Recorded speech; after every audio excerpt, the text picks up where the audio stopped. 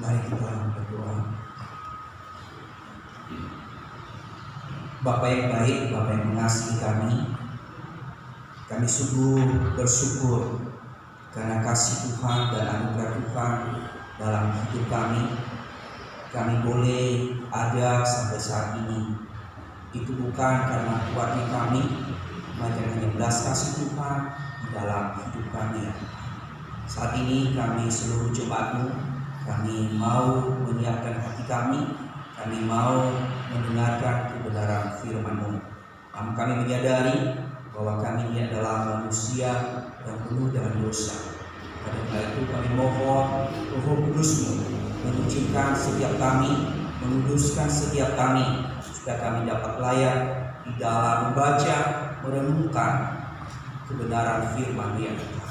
Mohon Roh Kudus-Mu mengaruniakan kami hati yang mau menerima kebenaran firman Tuhan, memberikan kami hikmat pemikiran yang benar di dalam memperhatikan setiap kata firman-Mu, sehingga firman itu tidak hanya berlalu begitu saja, tapi biarlah firman itu tertanam di dalam hati kami, mengubahkan hidup kami dan membawa kami ke arah Kau kehendaki ya Tuhan. Berkati hamba-Mu yang terbatas juga di dalam menyampaikan firman-Mu. Pakai bibir lidah hamba-Mu sehingga hamba-Mu dapat berkata-kata sesuai seluruh dengan kehendak-Mu ya Tuhan. Kami serahkan waktu pemberitaan firman ini dari awal, pertengahan hingga akhirnya. Dalam nama Tuhan dipuji, ditinggikan di dalamnya. Doa kami hanya di dalam nama Tuhan Yesus, Juru Selamat kami hidup dan kita berdoa dan mengucap syukur. Amin. Salam, selamat pagi Bapak Ibu. Selamat tahun baru kita. Sekali lagi salam. Harus semangat karena bulan yang baru, tahun yang baru, kita harus semangat. Kita harus menunjukkan semangat yang baru di dalam memuji Tuhan, bahkan juga di dalam melayani Tuhan. Bapak Ibu, saudara-saudariku, mari kita membuka Alkitab kita pada pagi hari ini di minggu pertama di tahun yang baru, di dalam Lukas pasal 5 ayat yang pertama hingga ayatnya yang ke-11. Sekali lagi saya mengajak setiap kita membuka Alkitab kita di dalam Lukas pasal 5 ayatnya yang pertama hingga ayatnya yang ke-11.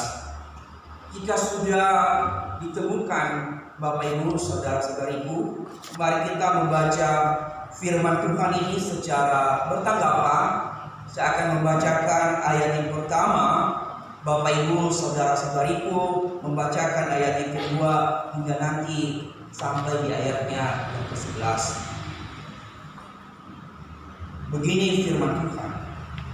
Pada suatu kali Yesus berdiri di pantai danau Genesaret, sedang orang banyak mengerumuni Dia hendak mendengarkan firman Allah. 1, 2, 3. Dia melihat dua perahu di pantai.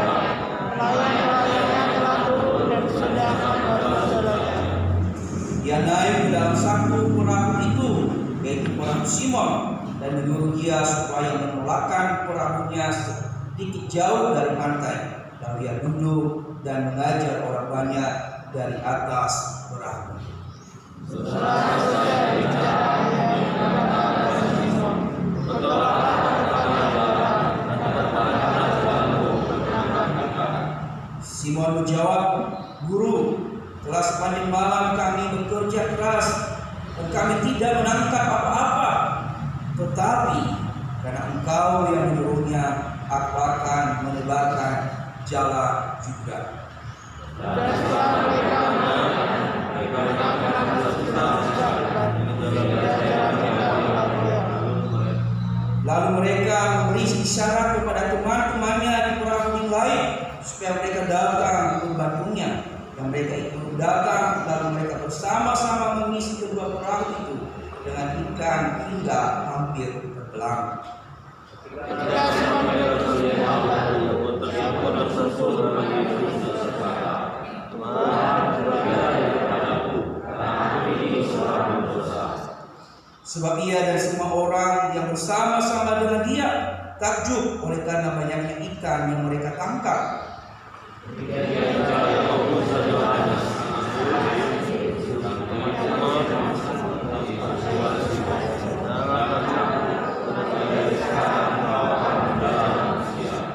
Dan sesudah mereka menggelar perahu-perahunya di darat, dan mereka pun meninggalkan segala sesuatu lalu mengikuti Yesus. Saya membacakan ayat yang ke-8 sekali lagi buat kita. Ketika Simon Petrus melihat hal itu, ia pun tersungkur di depan Yesus dan berkata, "Tuhan, pergilah daripadaku, karena aku ini seorang berdosa." Demikian jauh pembacaan kita hari ini, Bapak Ibu. Dan dikatakan adalah berbahagialah setiap kita yang membaca, merenungkan, dan melakukan firman Tuhan itu di dalam kehidupan kita hari lepas hari. Saudara-saudariku, kita bersyukur kita bisa hidup berada di tempat ini di tahun yang baru ini. Di awal tahun ini kita bisa beribadah bersama-sama di tempat ini. Kalau kita merenungkan perjalanan kehidupan kita di dalam tahun atau sepanjang tahun 2023, ada banyak hal yang terjadi, ada banyak juga berkat Tuhan yang kita alami di dalam hidup kita. Saat ini kita juga bisa berada di minggu yang pertama, di bulan yang baru, di tahun yang baru. Itu semua karena anugerah. Maka dengan hal itu Bapak Ibu, di dalam tahun 2024 ini, GKI Roti Hidup menetapkan satu tema untuk sepanjang tahun 2024 ke depan, yaitu murid yang memuridkan. Murid yang memuridkan. Mengapa tema ini saya memilihnya, Bapak Ibu, untuk kita renungkan nanti sepanjang tahun 2024 ini? Murid yang memuridkan. Ada alasan yang penting yang harus kita pahami, bahwa gereja kita, gereja Roti Hidup, sudah berdiri 3 tahun setengah. Kalau kita merenungkan GKI, berjalannya GKI sudah 3 tahun setengah. Hal ini juga kita mengingat bagaimana para murid Yesus bisa memuridkan orang lain. Bagaimana Yesus juga bersama-sama dengan para muridnya. Berapa tahun lamanya? Ada yang tahu? Tuhan Yesus bersama dengan para muridnya, mengajar para muridnya. Berapa tahun Bapak Ibu?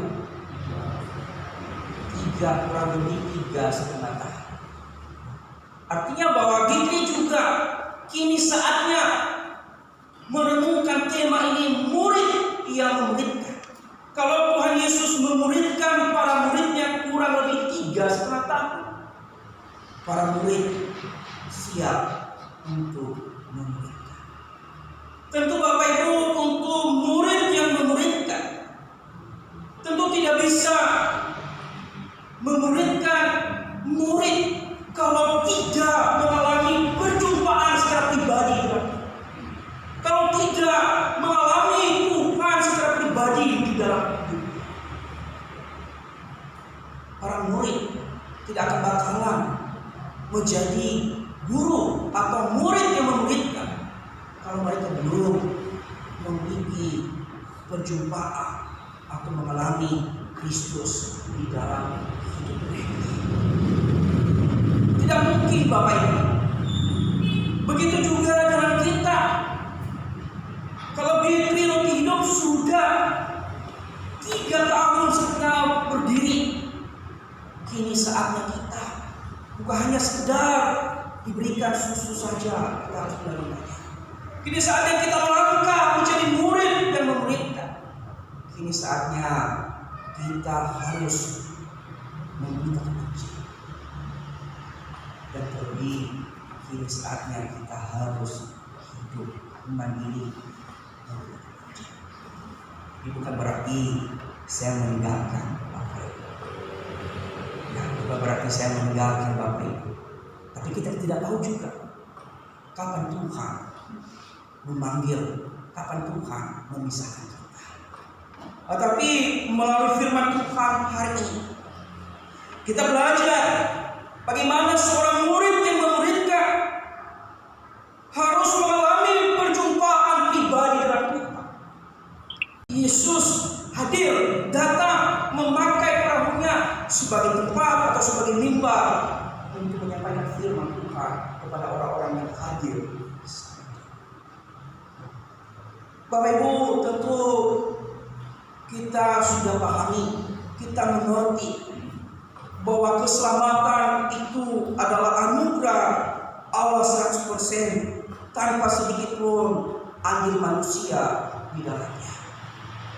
Keselamatan itu adalah anugerah Allah 100% tanpa andil manusia atau tindakan manusia di dalam memperoleh keselamatan ini. Tuhanlah yang bekerja, memilih, menentukan siapa orang-orang yang dipilihnya, siapa orang-orang yang dipanggilnya untuk dijadikan sebagai murid yang memuridkan. Melalui pekerjaan Roh Kudus bekerja di dalam diri orang yang sudah dipilih, ditetapkan oleh Allah, memisahkan setiap orang yang telah dipilih, menaruh iman di dalam hati sehingga mereka mampu mengakui bahwa Yesus adalah Tuhan dan Juru Selamat. Manusia tidak ada kekuatan untuk bisa mempercayai Yesus dalam hidupnya tanpa ada Roh Kudus, tanpa pekerjaan Allah di dalamnya.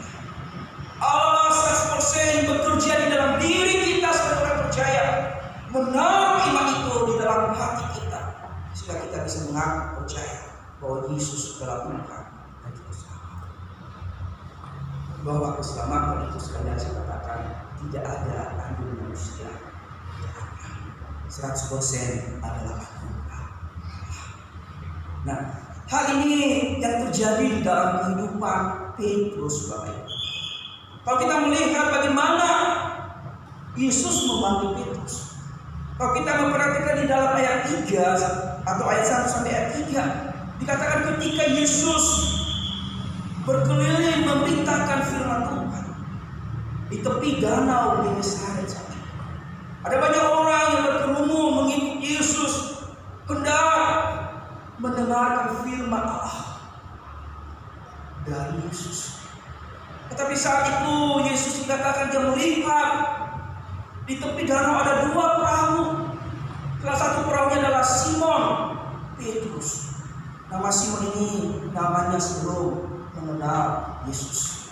Ketika dia sudah menjadi murid Yesus, Yesus mengubah namanya menjadi Petrus. Lalu dia naik di atas perahu Simon itu dan meminta Simon untuk menolak perahunya, dan Yesus duduk di atas itu untuk menyampaikan firman. Di situ kita belajar bahwa Yesus tidak hanya memberitakan firman Tuhan di bait Allah, Yesus tidak hanya menyampaikan di mimbar-mimbar di bait Allah. Kita melihat Yesus bagaimana dia melayani ke rumah, dia melayani juga keliling-keliling. Yesus tidak hanya menyampaikan firman di dalam sinagoge sana. Yesus juga keluar keliling untuk menjangkau jiwa, untuk mencari muridnya. Sehingga kita belajar bahwa kita tidak hanya memberitakan firman Tuhan di gereja, Bapak Ibu. Kita tidak hanya memberitakan firman Tuhan di mimbar ini saja.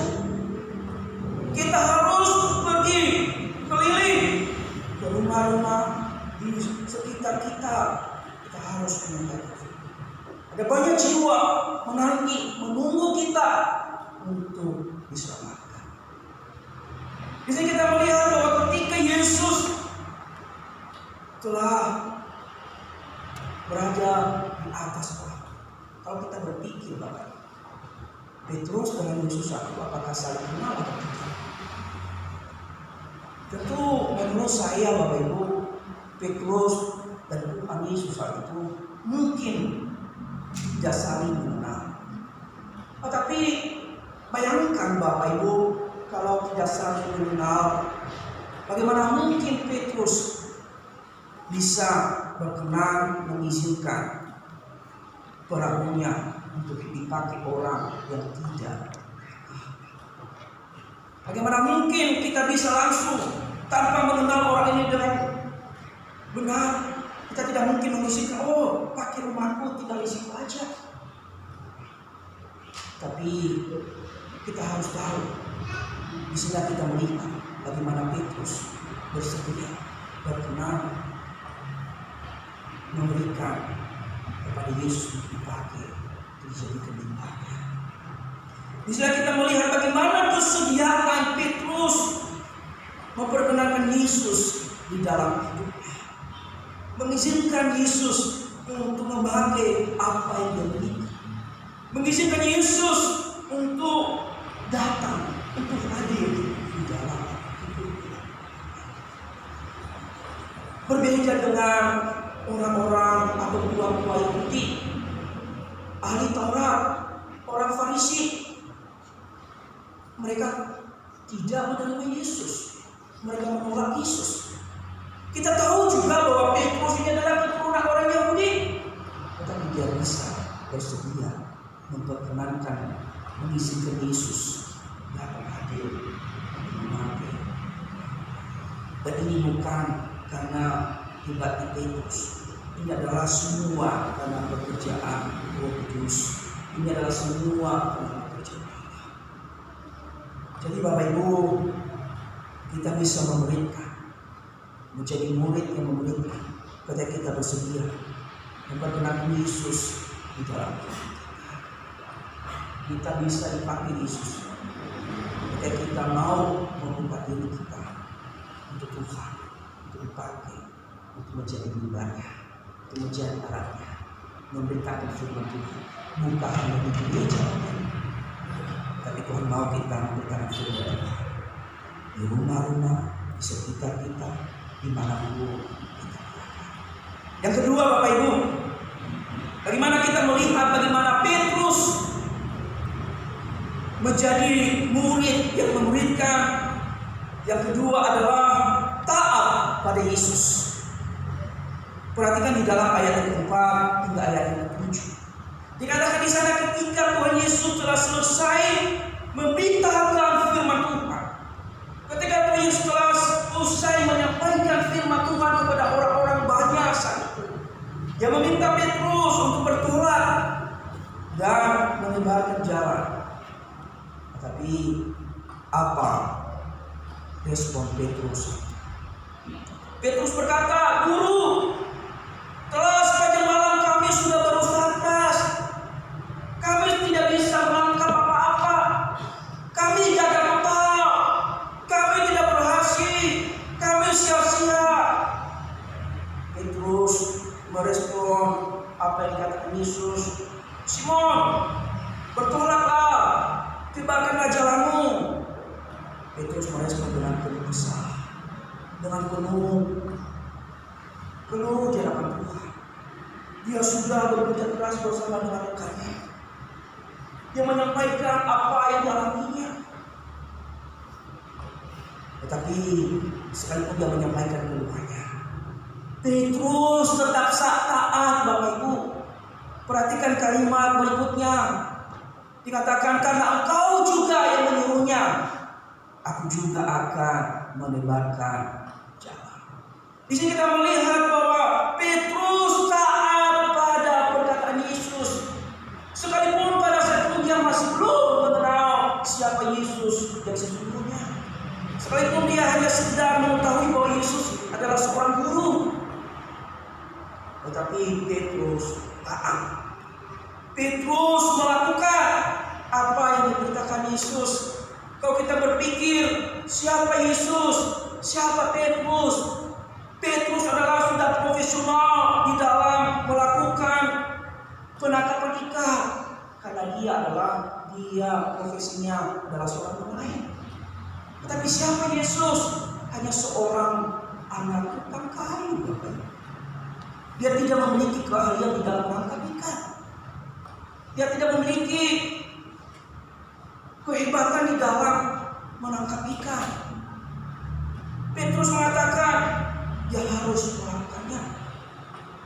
Dan hal itu tidak masuk akal. Kalau siang hari menangkap ikan, biasanya untuk menangkap ikan adalah di malam hari baru bisa dapat berhasil. Tetapi sekalipun Petrus dia adalah ahli di dalam menangkap ikan, dia tetap taat. Dia tetap melakukan apa yang diberitakan Yesus. Alhasil Bapak Ibu, karena ketaatan Petrus dan rekan-rekannya, apa yang didapatkan adalah berkat yang melimpah. Berkat yang melimpah. Dikatakan ketika Petrus taat melakukan melimpahkan jalannya, mereka menangkap ikan yang begitu besar. Dikatakan jalannya hampir koyak Bapak Ibu. Ketika mereka menangkap ikan. Dan di sisi lain kita juga melihat Petrus ketika dia tahu bahwa ikan begitu banyak, dia tidak serahkan Bapak Ibu. Dia tidak hanya mau untuk dirinya sendiri. Dikatakan di sana dia memanggil orang lain. Dia juga harus memberkati orang lain ketika dia mendapat berkat. Dan mereka sama-sama mengisi perahu mereka hampir tenggelam. Jadi ketaatan Petrus mendapatkan berkat.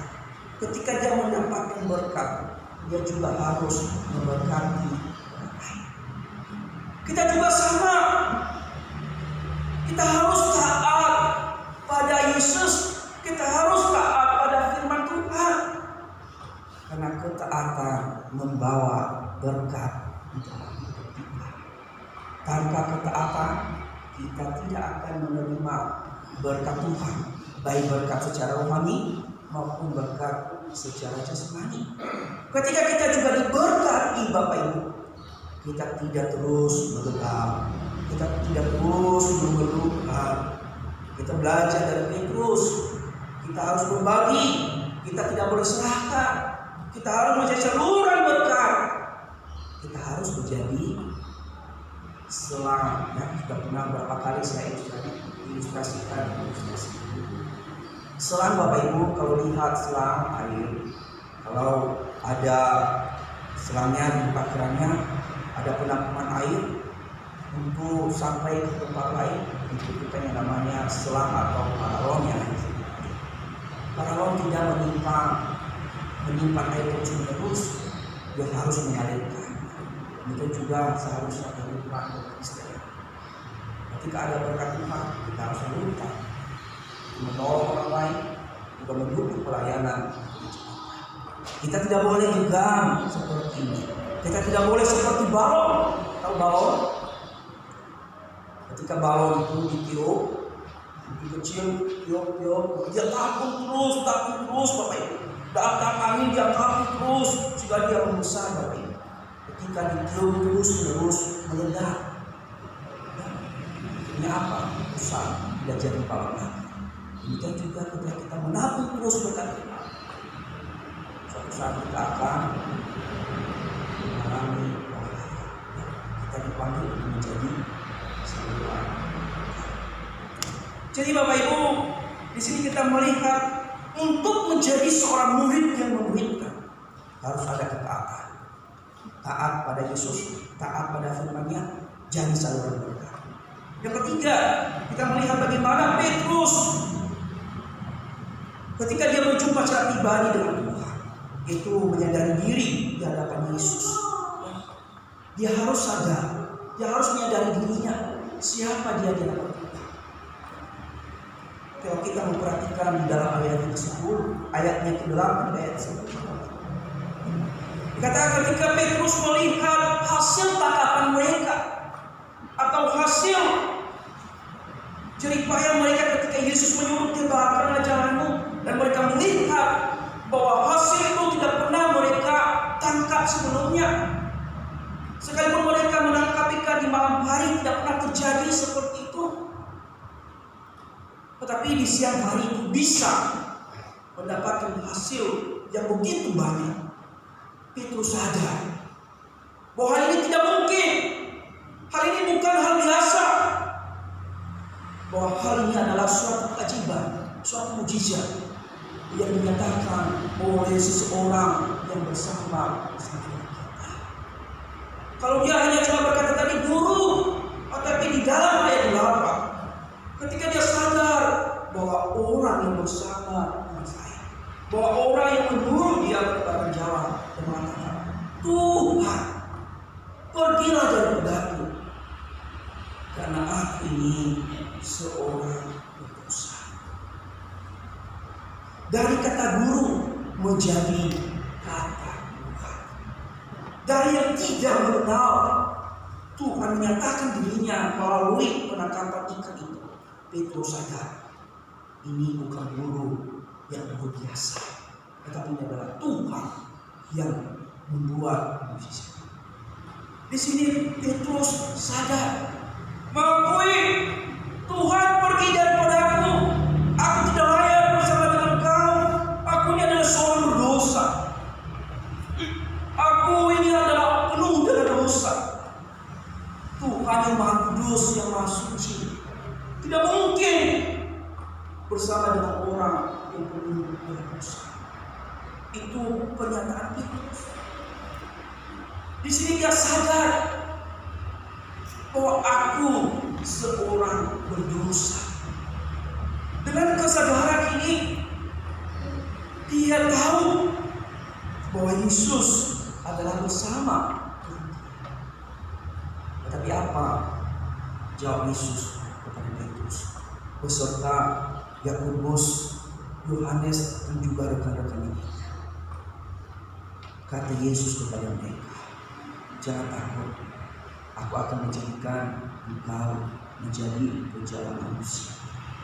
Dalam arti lain, jangan takut Petrus, aku akan menjadikan engkau sebagai alatku di dalam memberitakan Injilku, di dalam memberikan murid bagiku.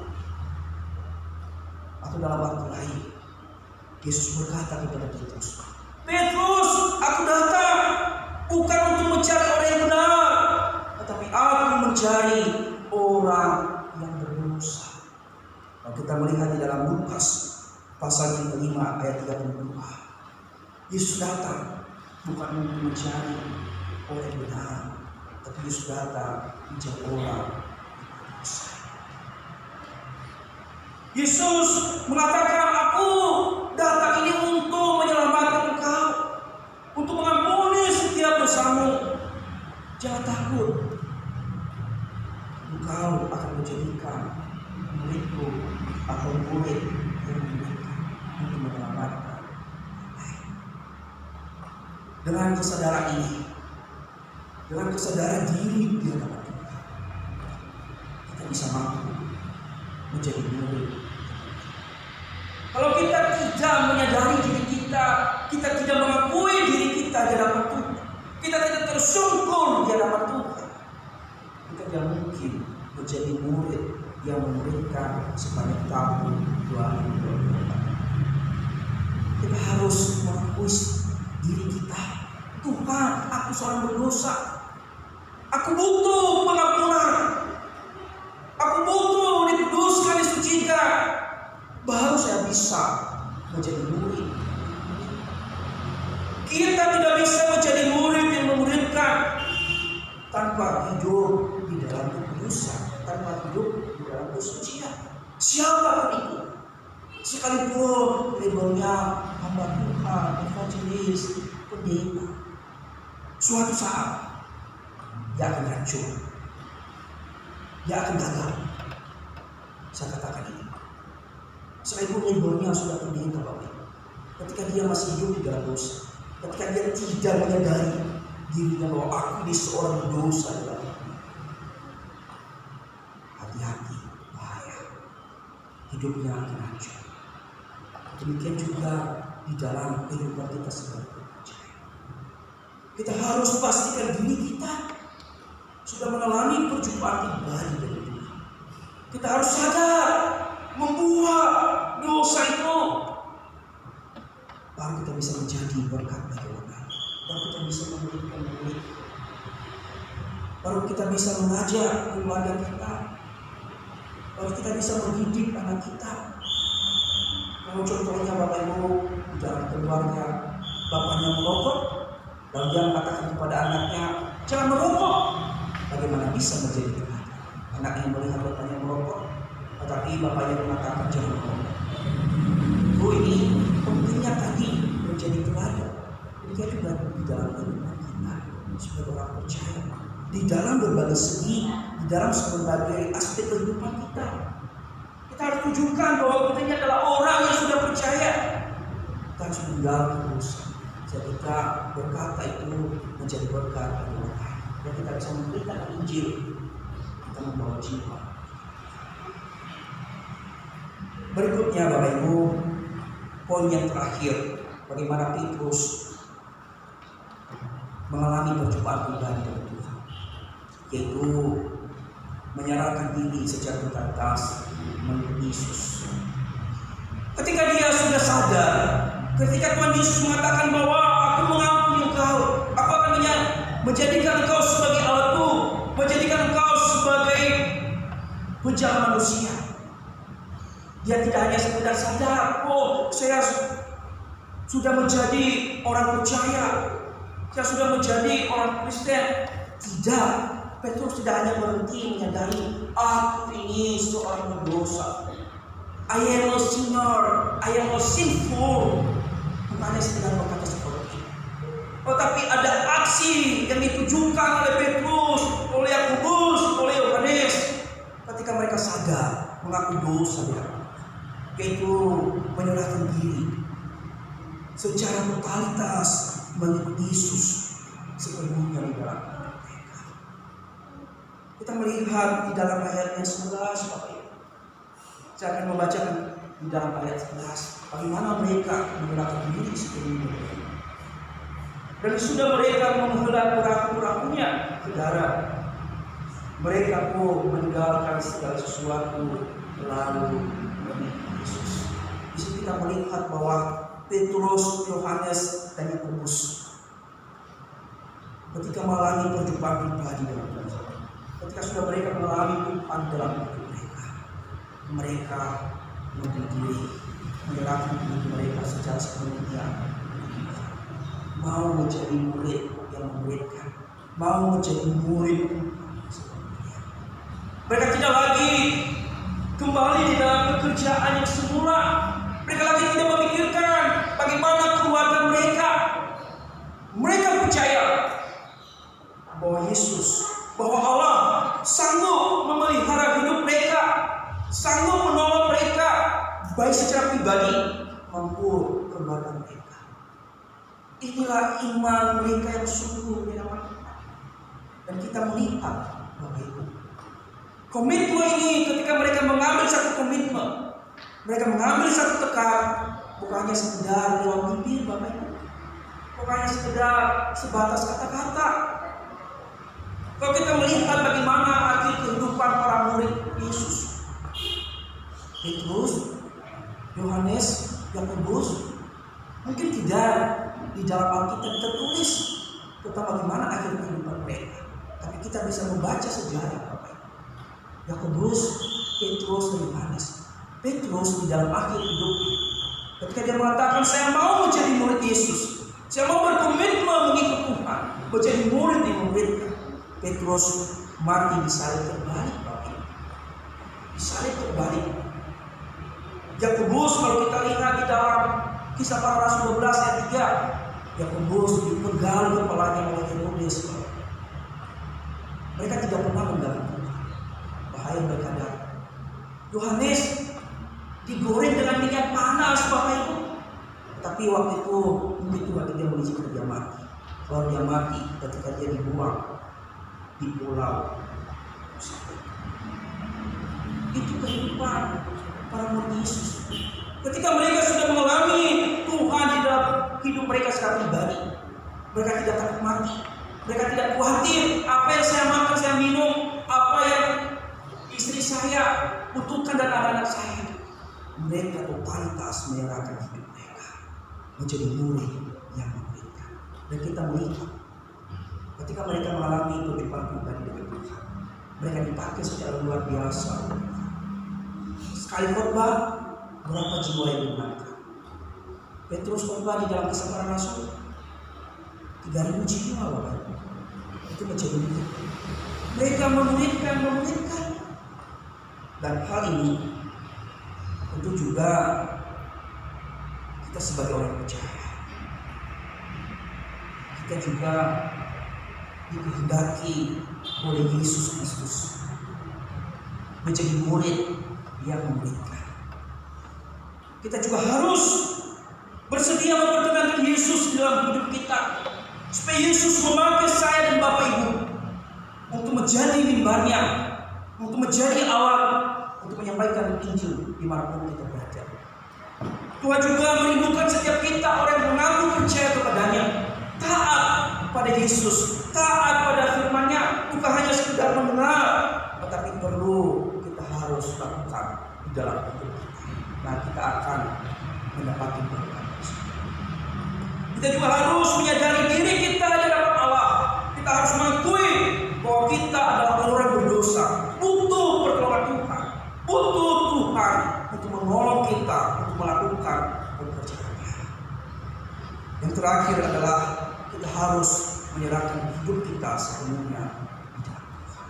Inilah yang dikehendaki di dalam hidup kita. Inilah kerinduan kita di dalam hidup, harus menjadi murid yang dimuridkan, sama seperti Petrus, Yakobus, Yohanes, dan juga murid lainnya. Dalam firman Tuhan ini menguatkan kita, mengingatkan kita bahwa kita hidup sudah 3 tahun setengah, sama seperti para muridnya Tuhan Yesus. Ini saatnya kita untuk memuridkan murid yang lainnya. Amin.